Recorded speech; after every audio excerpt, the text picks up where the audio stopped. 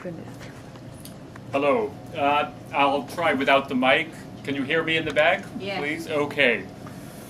This first one is a challenge as I have to take on the voice not only of my dad, but of God himself, so you'll have to bear with me. Okay. Okay, it's called Hello, Is That You? This Is Me. Day after day, night after night, having this conversation with God, long distance, asking him, God, did Attila the Hun, Voltaire, Nietzsche, Abelard, and other guys on my list finally make immigrant status? Asking him about bad popes, women popes, Errol Flynn, and if there's a football team up there and a hockey arena. Asking him, when there's another war in heaven, what's your policy, G, on draft card burners? What would you say if Earthmen captured one of your chariots for trespassing into our airspace? Questions of moment, asking him. His answers are muffled voice like chewed fog. But sometimes his favorite question comes through loud and clear. Why did you do it? Why did you do it? What bothers me, who will pay for the call when I finally hang up? Or will he cut me off, his dead receiver, leaving me no one to talk to, another bill stacked up to meet on the due date? Heh. When the bailiff comes, I won't be home, only dangling by its cord my cherry red telephone, wailing and sputtering, born without gods, without an answer. Thank you.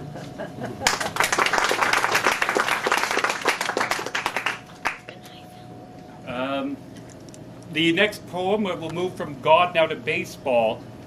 This next poem is a found poem, which means it was not written so much as discovered, found, and in this case it was found in a copy of Sports Illustrated, of all places, from July of 1978, a copy of Sports Illustrated. What was I going to say about it? Yes, so you have to remember that it takes a poet to find the poem. They're lying there all around us, and this one might have been lying there for all eternity had Dad not come along and seen it there. So it's called Winter Ball. This afternoon, behind the hotel in Navajoa, I shot 3 lizards. They just stood there, tensed, blinking in the Mexican sun. I was surprised to see the red blood. I don't know why. When I was about 9, some kid broke my favorite bat, a black lacquered 29-inch Rocky Colavito model. I was surprised then, too, and in the same way, at the whiteness of the wood exposed by the crack. Thank you.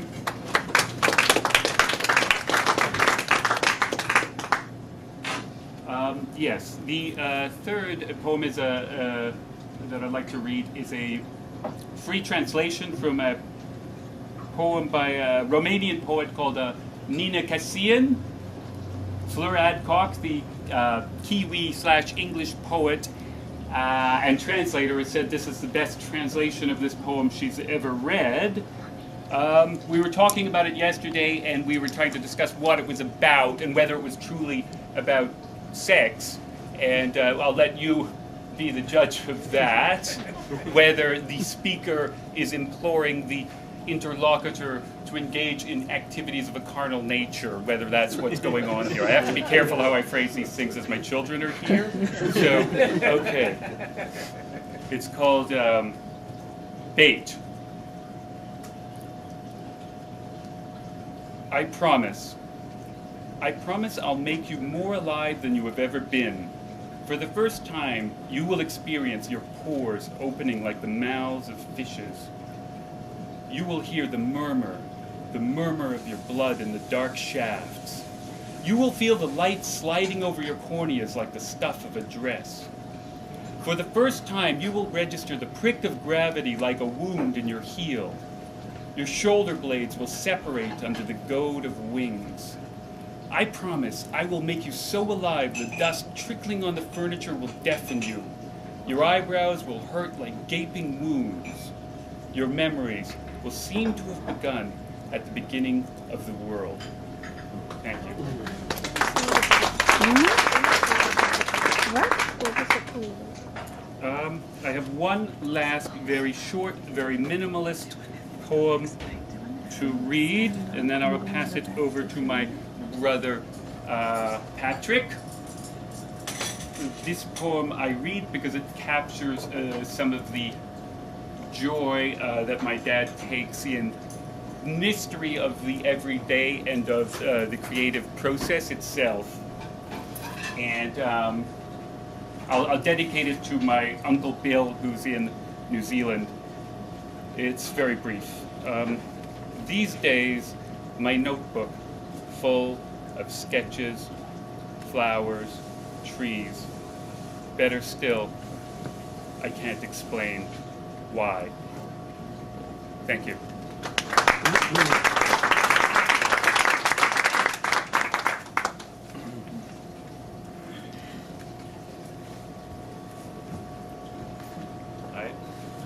It's a tough act to follow.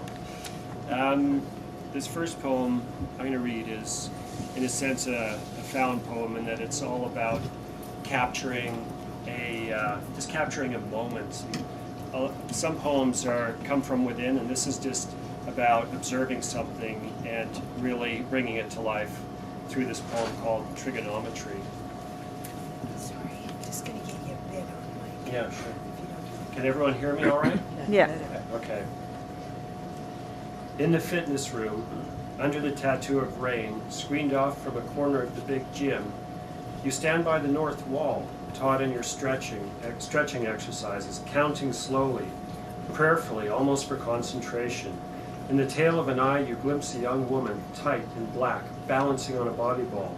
Nothing to it until through a gap in the screens, a toddler, maybe 3 or so, in a cartoon pedal car, fire engine color matched by healthy cheeks, glances down at the woman in wonderment, unable to shift himself back into his own fantasy, set on taking in the lissom body in black, deploying the ball, at one with it, between you and the boy, voyeurs across a room and a lifespan, triangulating the scene, shaping a larger oneness in one tangential moment. Thank you. So, next up I want to read 2 poems, and they're both somewhat about Elk Lake. We all know where Elk Lake is. For me, it's, I associate it with swimming lessons when I was a kid and dunking my head under the water for the first time and feeling that cold, and then maybe the occasional fishing trip and going after sunfish and so on. But it's also obviously a source of poetic inspiration. So this is Elk Lake in winter. And this poem's about transformation. In gray mud slap and ooze, heavy planted, he gazes toward the opaque slate blue lake water, darker even than her presence, watches a bird, unidentified, fly low, close to the slow ripple, another soft gray shape join it, to make a pair of moving, curving silhouettes against pale sky. Even the traffic moving south along one shore flows on in shapely rhythm. Soothed, he feels married to reed and water, stone, sky, and feather. So that one was written in the late 70s, I believe. This one was written perhaps 10 years ago, and it is called Night Near Elk Lake. A single window burns the darkness. The fir trees creak. A thin moon cuts at a base of branches. A colt suddenly gallops, hooves heavy with darkness, downslope in a blue field towards black water. That sound is your heartbeat. Now the season changes. Winter almost over. Breeze warmer, the body buoyant tonight under the weight of darkness. Inside the trees, just below the surface of the lake's umber water, stir the faint note of a wind sonata. Perhaps because you shall meet her here in dreams, as you've done so often lately. Waking alone, yet not, to witness the first hyacinth break through the earth at her feet. So that concludes my portion of the reading, and now I'll invite my brother Aaron up to carry on.